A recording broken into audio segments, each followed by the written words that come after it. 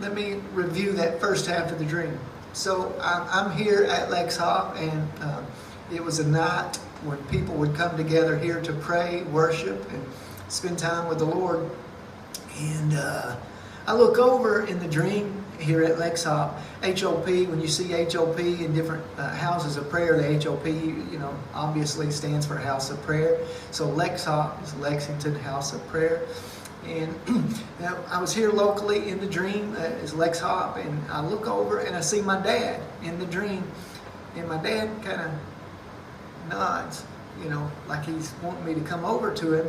And so I make my way across the room, and as I get close, he leans in right up to me to speak close and personal. So he wanted to say something, publicly. He wanted to give this message to me to really give this. And what he said, and I was tracing his eyes. I was looking closely, intently at him, and I could tell that he was like looking around the baseboards, the floors, the corners. And then he said, "You need to clean up in here. You need to clean." And I replied, slightly offended, and said, "We've done that before. We've given time to that before." And he wasn't accepting my rebuttal and said, "No, it makes such a big difference when you clean. You need to do this. Matter of fact, every time you guys come." And then he said, "What time is it now?" And I looked at my watch, and it was right at 11 o'clock at night. And he said, "Yeah, about this time every night, say 11 to 12, spend that time cleaning." He said, "It just makes such a big difference. You really need to do this." And so my heart just swelled to the place of obedience and response, and I just received this instruction, so much so that I turned from him, made my way back across the room, and come to where the microphone was. So as I'm getting up to the microphone, because at that moment I was just so accepting of this message from my father. My father had given me a message, instruction, and I was accepting it. So I was going to speak it, to give it, in the microphone.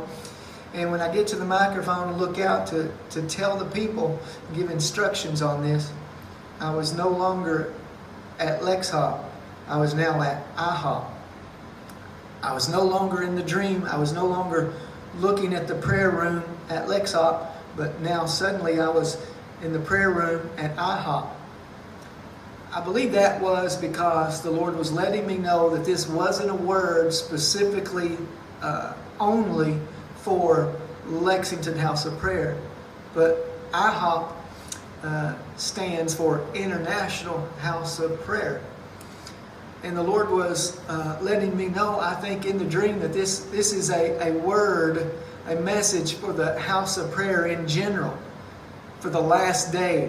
The prayer movement, the house of prayer on the earth now.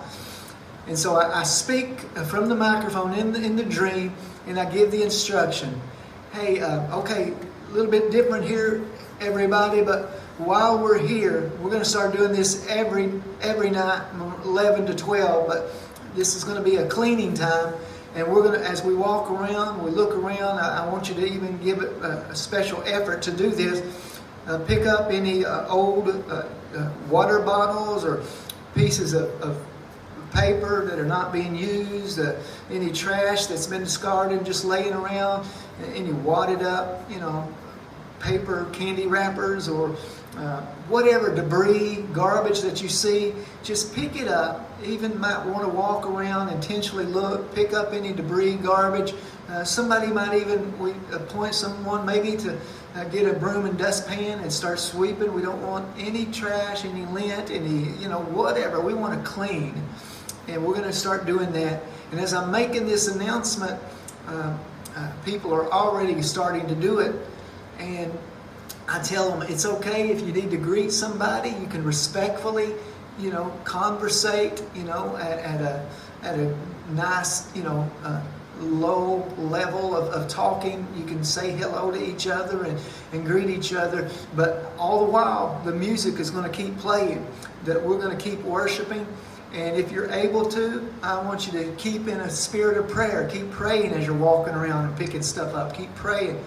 And that was the dream, and that's what I seen happening. But as I seen people picking up and beginning to respond, there was, from the doors where you would come in and go out, there was a breeze, a gentle, calm wind that began to blow through the room.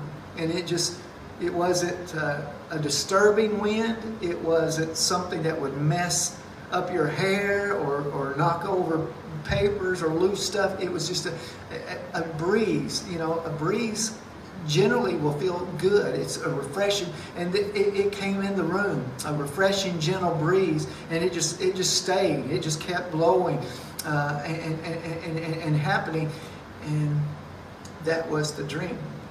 So I really feel like this is a word for this hour, that in the prayer movement, in the houses of prayer, that the Lord is saying to us, let's put emphasis on this. Just like John the Baptist being in the hour just before the moment when Christ would step onto the scene, John the Baptist, his message that he was equipped with was clean.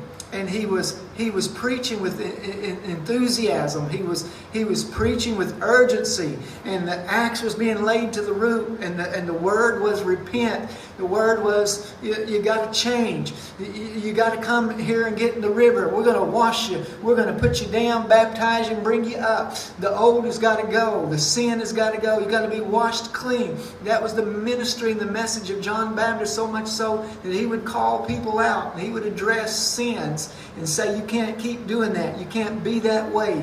And that was the ministry of John the Baptist. He was a forerunner ministry, forerunning before the arrival of Christ. Make straight the paths. Get ready. Jesus is coming. Folks, I believe God is trying to equip us with that message, that ministry right now in this hour, and especially to the prayer movement and the houses of prayer, because we're supposed to be friends of the bridegroom. We're supposed to be ones that are praying in His coming. We're supposed to be watching and praying. That's the prayer movement in this final hour, is watch and pray in anticipation, awaiting, and wanting Jesus to return. But as we do that, we've also got to be equipped with this important element, clean. It's not just worship. It's not just pray. It's clean. Cleanse yourself, as Isaiah said. Create in me a clean heart, as David said. Cleanse yourself. If any man will cleanse himself, he can be set aside as holy and useful for the Father